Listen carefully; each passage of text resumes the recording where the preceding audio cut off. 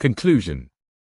Concluding remark, ini juga I would like to drag your attention to MKA Advisory Note number 4.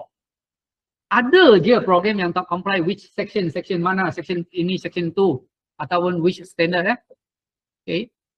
We will refer this apa-apa isu pematuhan tidak patuh isu-isu tidak patuh ni kepada MQA.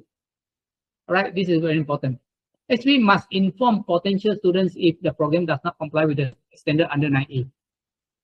Right? Program not complying with the standard will not be listed automatically in the recognition list in future. Jelas tuan-tuan? Tak comply kita list lah, sebab list ni automatic untuk kita daftar. Having said that, yang merah tu tuan-tuan akan lihat. Based on inclusivity principle and wherever deemed appropriate by Malaysia Allied Health Council, is what we do for Malaysian citizens graduated from abroad. The graduate from a non-PH compliance program may still be considered case by case basis. Kita akan tengok transcript dia, tengok pengalaman dia, nampak? So this is not the end of the world. But ladies and gentlemen, it is our job. Okay, our job if ada mana yang tak comply, standard mana yang tak comply, because any place where you tak comply, you shouldn't offer.